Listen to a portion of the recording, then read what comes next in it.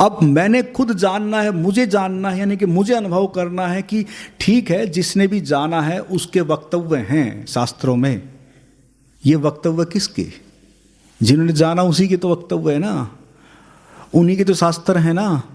अब वो जो शास्त्रों में जो लिखा है, हम अगर वहीं पढ़ के रह गए कि हाँ कर्म बंधन कटेंगे तब बात लगेगी, तो आप हो सकता है कि बोले कि अरे हमारे कहाँ बंधन कटेंगे, हम तो ऐसे हैं, फलाना, अरे हम तो कैसे। फिर इतनी इतनी धारणाएं जमी पड़ी हैं, फिर कहेंगे कि नहीं गृहस्थ को तो संभव ही नहीं है, हो ही नहीं सकता। फिर ऐसी ऐसी धारणाएं हैं कि अरे स्त्री को तो मोक्ष प्राप्ति नहीं हो सकता। पता नहीं कैसी कैसी धारणाएं हैं, आप उनको पढ़ पढ़ के ऐसे पंगु हो जाते हैं, ऐसे बेसहारा हो जाते हैं। जो कि मैं यहाँ चाहता हूँ कि आप किसी के सहारे ना रहें, आप अपने सहारे खड़े हो जाएं। पंगु होने की आवश्यकता नहीं है। इसलिए मैं इशारा कर रहा हूँ कि जो आप हैं उस स्वरूप को देख लें, जान लें। इसलिए धारणाओं से संबंधित अगर बात आप सुन रहे हैं, पढ़ रहे हैं कि कर्म बंधन कटेंगे तब जाके कुछ होगा, और आपने मान लिया कि तो संभव ही नहीं है।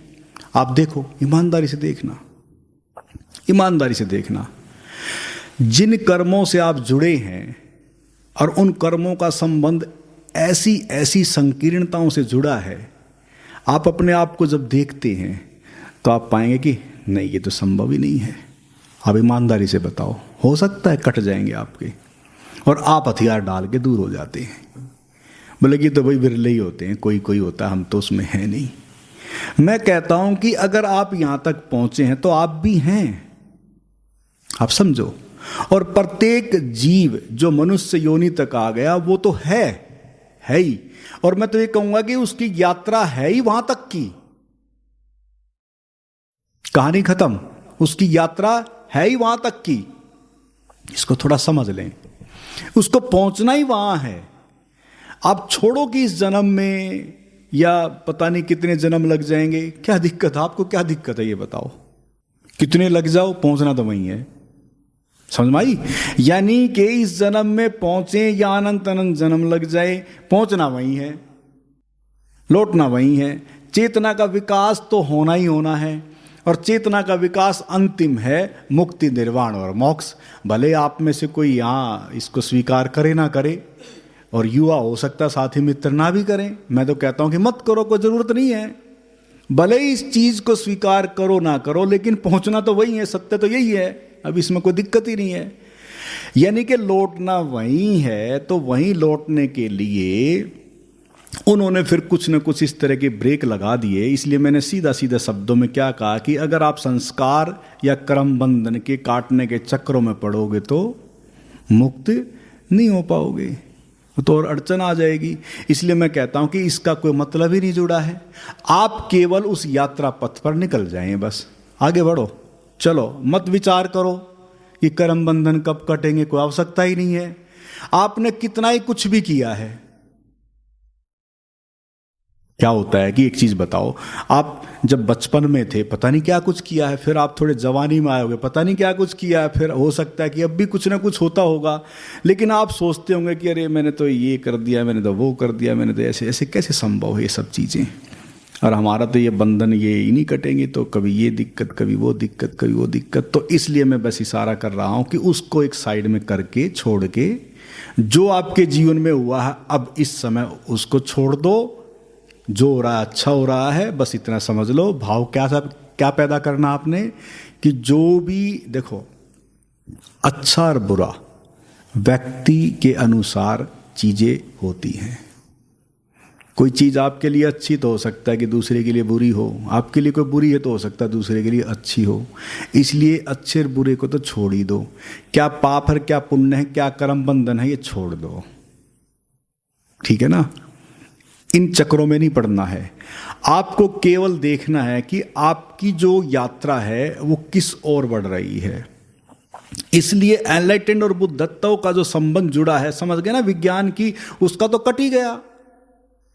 अब हमारा कैसे कटेगी ये बात है कि भी हम चलो एनलाइटेंड नहीं हो रहे तो हम मार्ग पे आगे बढ़े, तो उसका सीधा सा मार्ग है जो मैं यहां बार बार इशारा करता हूं, लेकिन आप कभी चलते ही नहीं, वहां तक पहुंचते ही नहीं। मुझे तो, मैं देखता हूं यहां पता नहीं हजारों लोग आए हैं, आगे बढ़ते ही नहीं। आप कहाँ तक रहते हैं? एक दिन के कार्यक्रम में आएंगे, फिर मतलब ही नहीं आप लोगों को। इसका मतलब तो आप लोगों के अंदर वो मीरा की तरह तड़फ है ही नहीं। चाहते तो आप सब चाहते हैं कि मैं कृष्ण को पालूं, मैं गोविंद को पालूं, मैं परमात्मा को पालूं, लेकिन तड़प कितनों के पास है?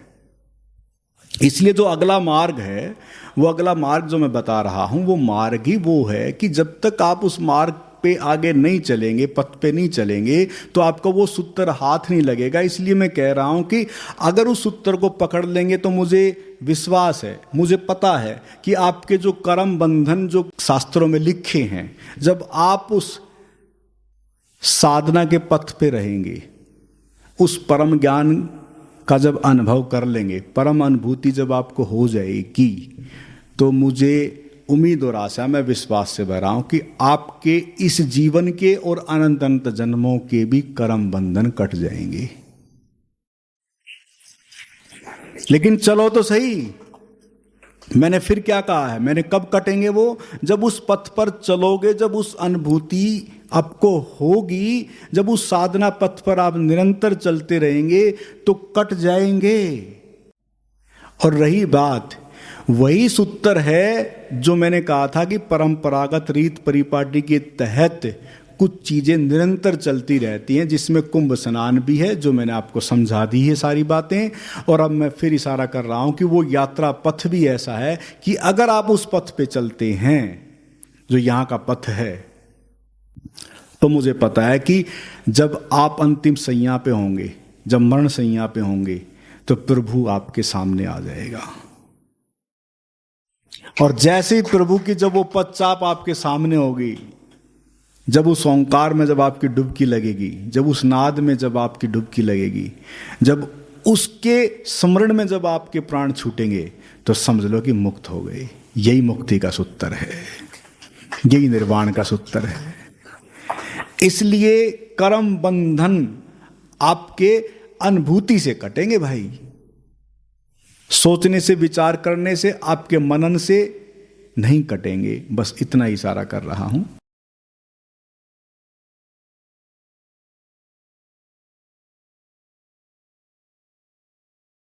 और वीडियोस देखने के लिए YouTube पर सर्च करें आनंदमय जीवन धारा। चैनल को सब्सक्राइब करें और आप अन्य वीडियोस देख सकते हैं।